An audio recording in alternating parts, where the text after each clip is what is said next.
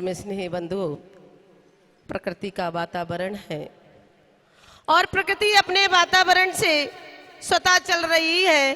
जब सुबह होती है तो शाम भी होती है, और जब सुबह फूल खिलता है तो वो शाम को मुरझा भी जाता है, और जब वह सूरज सुबह उगता है तो शाम को ढल भी जाता है। ऐसे ही हमारे बीच आचार्य भगवान विद्यासागर जी महाराज उगते हुए सूर्य थे, लेकिन समय का वातावरण बदला और शाम को उनका सूरज ढल गया। और उसी बीच में, उसी 6 महीने के बीच में आचार्य भगवान विरागसागर जी महाराज फूल की तरह सुगंधित दे रहे थे, लेकिन उनका भी समय परिवर्तन हुआ और शाम की टाइम में फिर से मुरझा गए। इसलिए आज जिस भूमि पर आचार्य भगवान विरागसागर जी महाराज की समाधि हुई, वह स्थान भी महातीर्थ हो गया था, क्योंकि जहां पर आचार्य भगवान विरागसागर जी महाराज ने अपने इस देह को त्यागा था, और जिस स्थान पर साधु संतों की समाधि होती है, वह शहर भी अपने आप में एक तीर्थ क्षेत्र बन जाता है। तो वह जालना नगर भी अपने आप में एक तीर्थ क्षेत्र बन गया। समय का परिवर्तन बढ़ा और 365 दिन निकले, और 365 दिन निकलने के बाद फिर पुनः इस भूमि पर, कोटा शहर की भूमि पर, जिस गुरु के महान तपस्या करने वाले गुरु का प्रथम समाधि दिवस मनाया गया, वह 6 शहर भी अपने आप में तीर्थ क्षेत्र बन गया। ऐसा कोटा शहर है। चतुर्मास के निवेदन पूज्य माता जी को बहुत जगह से कोटा से चढ़े भक्तों की बहुत भावना थी, लेकिन योग नियोग विज्ञान नगर का बैठा, और लेकिन आचार्य भगवान का समाधि दिवस मनाने का योग तलमंडी में हुआ। तलमंडी अपने आप में पुण्यशाली हो गई। लोग बाग बहुत गुरु की महिमा गाते हैं, गुरु की महिमा वर्णनी न जाए, गुरु नाम जपो मन वचन गाए, और वास्तव में गुरु की महिमा को कोई गा नहीं सकता है। अगर लोहे का टुकड़ा अगर 5 किलो का हो, 5 किलो का क्या 1 ग्राम की कील हो, और पानी में डाल दो तो क्या हो जाएगी? अरे बोलो भाई, अरे जंग नहीं लग जाएगी बाबू, डूब जाएगी। अगर 1 ग्राम की कील भी अगर आप पानी में डाल दो तो वह डूब जाएगी, जंग तो उसमें बाद में लगेगी। अगर वही कील किसी लकड़ी में ठोक दो तो वह तैर जाएगी, वह तर जाएगी। ऐसे ही आचार्य भगवान विरागसागर जी महाराज थे। ये सब तो उनकी कीलें हैं। कौन है? अरे मुंह से तो बोलो। ये सब उनकी कीलें हैं जो संसार रूपी समुद्र में डूब रही थी, और वह विराग सागर रूपी वृक्ष के एक वृक्ष के कीले में ठुक गई तो संसार से पार हो गई और जगत की माता बन गई। पंछी उड़ा, आकाश पा लिया, रिश्ता जुड़ा, विश्वास पा लिया। जिंदगी में जिन शासन को जयवंत किया, उन पुरुषों ने इतिहास पा लिया। जिन शासन को जयवंत किया, उन पुरुषों ने इतिहास पा लिया। भव्यात्माओं, आज पूज्य गुरुदेव का प्रथम समाधि दिवस का दिन है। पूज्य गुरुदेव किसके जीवन में क्या थे ये तो मुझे नहीं पता, लेकिन हाँ, मेरे जीवन में क्या थे ये मुझे अवश्य पता है। तप संयम त्याग की तस्वीर बनकर आए हो, तप संयम त्याग की तस्वीर बनकर आए हो, मिटती हुई अहिंसा की तकदीर बनकर आए हो। दुनिया के लिए तुम जो भी हो गुरुवर, मेरे लिए मेरे महावीर बनकर आए हो, मेरे लिए मेरे महावीर बनकर आए हो। भव्यात्माओं, मैंने अपने जीवन में सबसे पहले अगर किसी मुनि का दर्शन किया तो पूज्य गुरुदेव गणाचार्य विराग सागर जी महाराज का किया। मैंने अपने जीवन में सबसे पहले अगर किसी साधु का प्रवचन सुना तो परम पूज्य गणाचार्य गुरुदेव श्री 108 विराग सागर जी महाराज का सुना।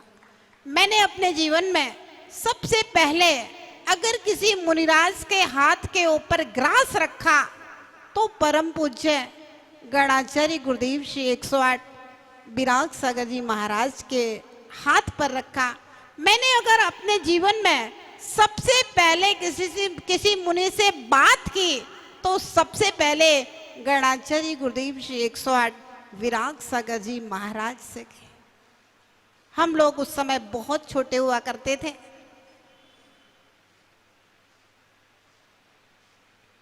सन 89 की बात है। उस समय मेरी उम्र लगभग 16 वर्ष की थी, नहीं 15 साल के होंगे, बहुत छोटे थे। पूज्य गुरुदेव के द्वारा खुलवाई गई पाठशाला विराग विद्यापीठ भिंड के हर मंदिर में पूज्य गुरुदेव की कृपा हुई। सारे मंदिरों में सायंकालीन पाठशाला चलती थी। उसी क्रम में पूज्य गुरुदेव ने, हम लोग जिस मोहल्ले में रहते थे हलवाई खाने में भिंड में, वहाँ भी एक पाठशाला खुलवाई थी। वहाँ हम लोग ऐसे ही खेलते खेलते, जिस आज के समय आचार्य विनम्र सागर जी हैं वो पाठशाला पढ़ाते थे। उसके पहले पट्टाचार्य गुरुदेव विशुद्ध सागर जी हमारे यहाँ पाठशाला पढ़ाने आते थे। विशुद्ध सागर जी महाराज ब्रह्मचारी थे, पाठशाला पढ़ाने आते थे। उनकी क्षुल्लक दीक्षा फाइनल हो गई तो फिर आचार्य महाराज ने, विनम्र सागर जी उस समय ब्रह्मचारी थे, तो उनको पाठशाला पढ़ाने के लिए भेजा। और उसी पाठशाला में पढ़ते पढ़ते मेरे अंदर भी कुछ धर्म के प्रति पहली बार भावना पैदा हुई। पूज्य गुरुदेव का दर्शन किया, आहार दिया, उनका उपदेश सुना। और मुझे याद है पहली बार जब हम महाराज जी के दर्शन करने गए थे तो आचार्य श्री बोले कि ये सब हलवाई खाने के पाठशाला के बच्चे हैं। और उसी समय पहली बार हमने पहली बार अगर मैंने अपने जीवन में रात्रि भोजन का त्याग किया, आलू प्याज का त्याग दिया, कोई नियम लिया पहली बार, तो पूज्य गुरुदेव के द्वारा लिया। उसी समय आचार्य श्री से कुछ छोटे छोटे से नियम लिए और पहले दर्शन में ही मुझे विश्वास हो गया था अब मुझे भविष्य में पूज्य गुरुदेव के संग में जाकर के ही दीक्षा लेकर के अपनी त्याग और तपस्या करना है। और मात्र 1 साल बाद 16 वर्ष की उम्र में घर छोड़ करके पूज्य गुरुदेव के संग में लगभग 4 साल तक दीक्षा के पहले ब्रह्मचारिणी अवस्था में रहे। 26 फरवरी 1996 में आहार जी में सबसे पहले पूज्य गुरुदेव ने जो आर्य का दीक्षाएं दी हैं उसमें ही मेरा भी नाम था। उसी दीक्षाओं में मेरी दीक्षा संपन्न हुई और मात्र 9 महीने उसके बाद पूज्य गुरुदेव ने संघ में रखा और आर्य का संघ को पहला चतुर्मास ललितपुर में हुआ और ललितपुर में छोड़ कर के ही आगे देवेंद्र नगर की ओर बिहार कर गए थे। और फिर उसके बाद में मात्र 1 वर्षायोग भिंड में, क्योंकि हम लोगों की जन्मनगरी थी, भिंड जा रहे थे। भिंड वालों का बहुत आग्रह था कि हमारी माताजियों को 1 वर्षायोग हमारे भिंड में साथ में करा दें। 1 वर्षायोग पूज्य गुरुदेव ने भिंड में फिर से 98 का वर्षायोग भिंड में फिर से संपन्न हुआ। और उसके बाद लगभग 2, 4, 5 साल में जब जब दर्शन करने का अवसर हुआ तब तब दर्शन करने को मिला। लेकिन जो 5-6 वर्ष तक हम लोग आचार्य श्री के साथ में रहे, उन्होंने जो जो सिखाया वह सब सीखा। क्योंकि हम तो उस समय बहुत छोटे थे, अपना दिमाग तो लगाते ही नहीं थे। गुरुजी ने जो कह दिया वही आगम है, वही शास्त्र है, शास्त्र पढ़ना भी नहीं जानते थे। गुरुजी ने जो कह दिया वही सही है और गुरुजी ने जैसा कह दिया अक्षर से उस बात को पालन करना बस वही हमारा कर्तव्य है। पूज्य गुरुदेव के प्रति जो श्रद्धा भक्ति थी और गुरुदेव के प्रति जो आज्ञा पालन का भाव था उस समय, बस उसी आज्ञा पालन का भाव और श्रद्धा और समर्पण के भाव ने आज आपके सामने विभा श्री माता जी जो भी हैं वो पूज्य गुरुदेव की कृति है, चैतन्य कृति, जीवंत कृति। पूज्य गुरुदेव ने एक एक चीज सिखाई। मंच पे जाना, सबके साथ में जाना, मंच से आना, सबके साथ में आना, सड़क पे कैसे चलना।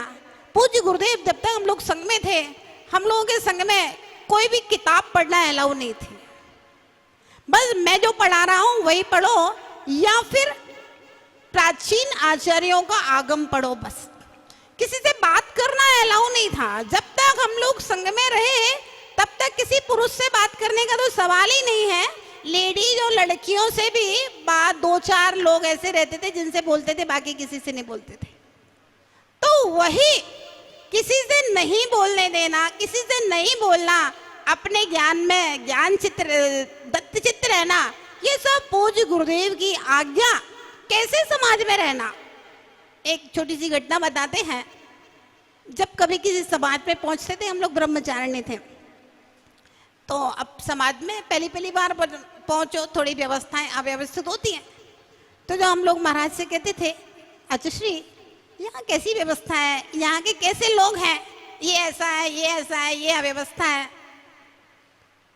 आचार्य श्री हमेशा कहते थे, सुनो, जब हम तुम्हारे भिंड में पहली बार गए थे,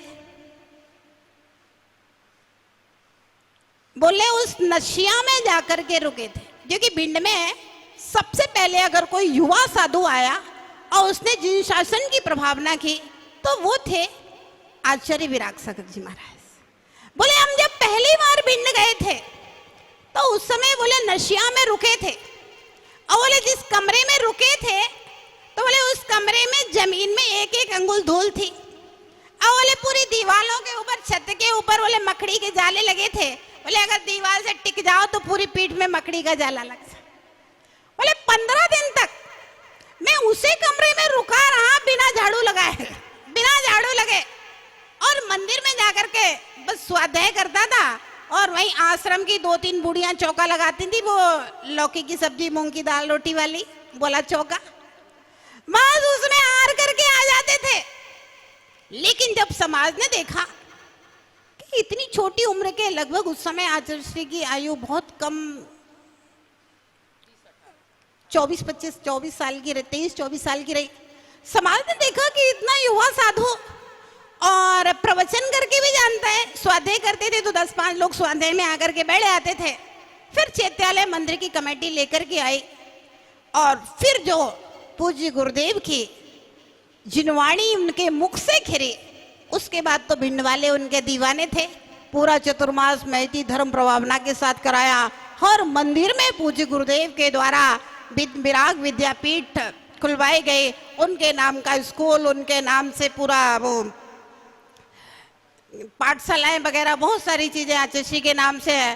पूरे भिंड के लोग पूज्य गुरुदेव के दीवाने हो गए, और सर्वाधिक वर्षा योग 7 चातुर्मास आचार्य महाराज के भिंड में हुए। तो जब हम कभी अव्यवस्था की बात करते थे तो आचार्य महाराज सीधा भिंड की बात कहते थे।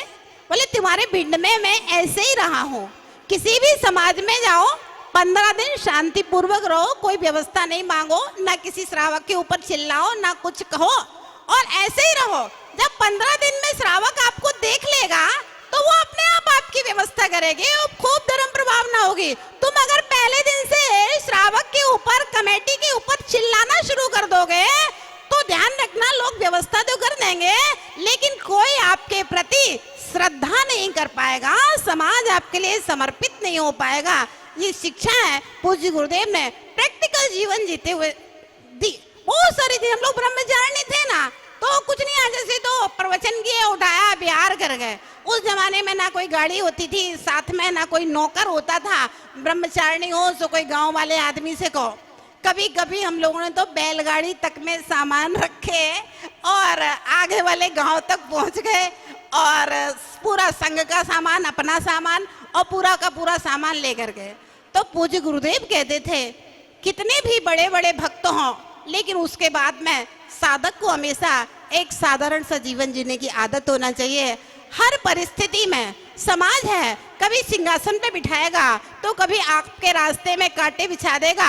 आप अगर सिंहासन पर बैठना जानते हैं तो आपको कांटों में चलना भी आना चाहिए, तभी आप अपने जीवन में सफलता को प्राप्त कर सकते हैं। भव्यात्माओं, पूज्य गुरुदेव ने अपनी चर्या को करते हुए भी लगभग 500 साढ़े 500 शिष्य प्रशिष्यों के संघ को आदेशित करना, निर्देशित करना, संघ संचालन में और अनुशासन में, अनुशासन के देवता कहे जाते थे गणाचार्य गुरुदेव श्री 108 विराग सागर जी महाराज, कि वे उठें तो उनके साथ पूरा संघ उठे, वो बैठे तो उनके साथ पूरा संघ बैठे, वे चलें तो पूरा संघ चले। ऐसे अनुशासन के देवता अभी अंत में पथरिया के कार्यक्रम में लोग देख करके रह गए, जिनके शिष्य आचार्य विशुद्ध सागर जी, विनिश्चय सागर जी, बिहार सागर जी, विनम्र सागर जी, विभो सागर जी आदि आचार्य महाराज के एक इशारे पर सब अपने अपने संघ को लेकर के एकदम साथ में। आचार्य महाराज ने कहा चलो सब सिंहासन पर बैठ जाओ, बोले नहीं महाराज आपके सामने। सब जमीन में बैठते थे, सारे के सारे शिष्य पूरा संघ को लेकर के, विशाल विशाल संघ को लेकर के सारे शिष्य जमीन में बैठते थे। जब तक पूज्य गुरुदेव रहे तब तक उनका कोई शिष्य उनके सामने आंख उठा करके किसी ने बात नहीं की। आचार्य विशुद्ध सागर जी जब भी संघ में बैठते थे नीचे नजरें करके बैठते थे। कभी भी मैंने अपने जीवन में आचार्य विशुद्ध सागर जी को आचार्य विराग सागर जी से बहस करते हुए नहीं देखा। जो गुरुजी ने कह दिया बस वही आदेश का पालन किया, यही परिणाम है। पूज्य विशुद्ध सागर जी जहां भी बिहार करते, कोई भी कार्यक्रम हो, पहले गुरुजी से आशीर्वाद, फिर उसके बाद में होगा, आज्ञा लेकर के आइए। और इतने विशाल संघ के नायक होने के बाद, इतनी बड़ी धर्म प्रभावना विशुद्ध सागर जी महाराज जी की होने के बाद में भी गुरु आज्ञा, श्रद्धा और समर्पण की अद्वितीय मिसाल थे। और वही कारण है पूज्य गुरुदेव ने उनकी श्रद्धा भक्ति, गुरु भक्ति का परिणाम कि अंत में यद्यपि अन्य शिष्यों को भी आचार्य पद दिए, लेकिन फिर भी आखिर पट्टाचार्य तो एक को ही बनाया जा सकता था।